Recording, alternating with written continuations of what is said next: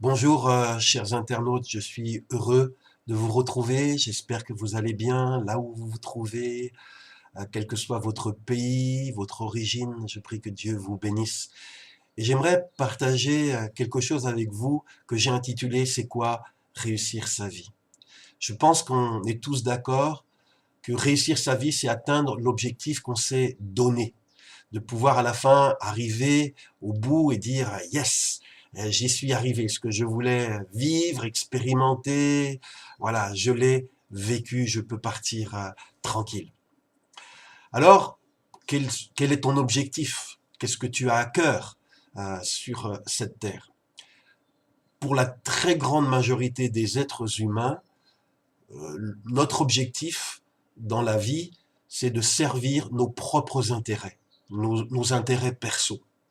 Si on demande aux gens c'est quoi réussir sa vie, certains diront c'est s'enrichir le plus possible, d'autres diront c'est d'avoir le plus de succès possible dans son travail, ses études, grimper le plus haut possible dans l'échelle, d'autres diront c'est d'avoir de la chance en amour, d'autres diront c'est de s'éclater le plus possible en donnant satisfaction à toutes nos envies, même les plus folles ou même les plus débridées. Ah, est-ce que réussir sa vie, c'est vraiment cela?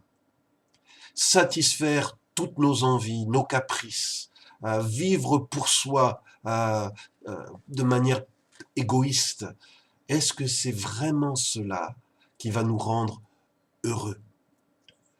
Ou y a-t-il un autre projet de vie? Y a-t-il une autre manière de concevoir le but de notre passage sur cette terre? La Bible nous propose une autre alternative, une autre manière de concevoir notre raison de vivre.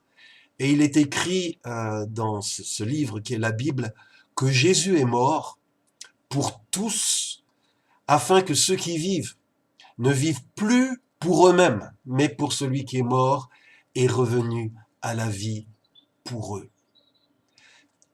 Jésus est venu pour tous les êtres humains. Et il est venu pour un projet, qui est que nous, êtres humains, nous ne vivions plus pour nous-mêmes, pour satisfaire nos intérêts propres, mais que nous puissions vivre pour celui, et c'est Jésus dont il parle, qui est mort et revenu à la vie pour nous. Alors vous allez me dire, mais ça va pas ou quoi? Je suis pas né pour m'aliéner à quelqu'un, mais pour vivre ma vie à moi. Vous me proposez de renoncer à ma vie personnelle, propre, pour me mettre au service de Jésus, que c'est cela réussir sa vie. Avant de raccrocher, s'il te plaît, écoute-moi encore un moment. Ni le diable, ni ton ego ne sont un bon maître à servir. Oui, tu penses que servir tes intérêts propres, c'est cela qui va te rendre heureux.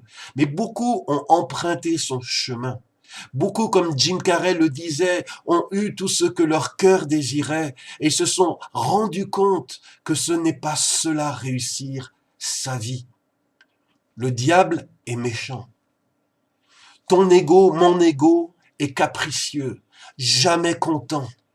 Alors plutôt que de gaspiller notre vie à les satisfaire, ne ferions-nous pas mieux de changer de maître, d'en trouver un qui mérite d'être honoré, d'être servi, un qui nous rende heureux quand on pense à lui le matin et qui nous donne la paix quand on se couche le soir?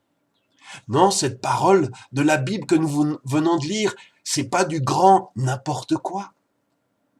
Il n'y a rien sur cette terre qui puisse le plus combler un cœur humain que de faire la joie de Jésus. Comme tu le vois dans cette vidéo, j'ai des cheveux blancs.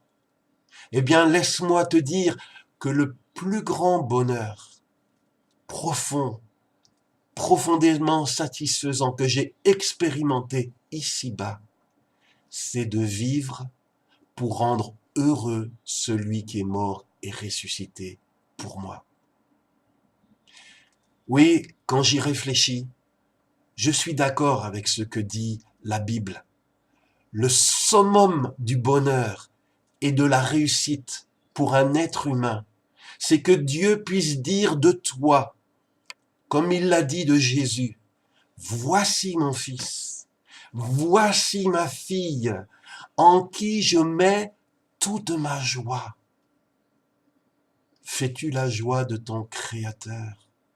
On a été créé pour cela, créé pour vivre, créé pour aimer, glorifier, servir notre Dieu, notre Créateur, notre Sauveur. Si ce Dieu, tu ne le connais pas encore personnellement, si l'amour n'est pas dans ton cœur pour ce Dieu, je voudrais t'inviter à ce que tu demandes à Dieu de se révéler à toi. Oh Dieu, pour que je puisse vivre pour toi, il faut que je te connaisse. Ouvre mes yeux. Je t'encourage aussi à lire sa parole, à lire la Bible et à commencer à parler à Dieu, demander à Dieu qu'il te montre comment il souhaiterait que tu puisses vivre sur cette terre. Je t'encourage aussi à trouver d'autres qui ont fait ce choix de ne plus vivre pour eux-mêmes ou pour servir le mal et le destructeur ou le diable, mais qui ont fait ce choix de vivre pour Jésus qui est mort et ressuscité par amour pour les êtres humains. Et retrouve-toi régulièrement avec ces personnes pour que vous puissiez vous encourager mutuellement dans ce projet de vie jusqu'au bout. Et quand le moment viendra de partir au ciel, tu puisses dire j'ai réussi ma vie parce que j'ai vraiment fait plaisir à celui qui était mort et ressuscité pour moi. Si ce message t'interpelle, si ces paroles, aussi faibles soient-elles, te touchent, je t'encourage à partager cette vidéo, ce message, cette page Facebook à tes amis, à tes contacts. Le temps est court, les hommes, l'humanité souffre. Elle a besoin d'entendre l'espérance, elle a besoin de se remettre sur les bons rails. Et tu peux y participer. Répands toi aussi la bonne parole, la bonne nouvelle à tous ceux qui en ont tant besoin. Je te dis à bientôt, je vous dis à bientôt pour un autre message sur cette page. Et vous pouvez vous inscrire, vous abonner à cette page pour être sûr de ne manquer aucun message, aucune publication qui y sera présentée. Que Dieu te bénisse, que Dieu vous bénisse. À bientôt. Au revoir.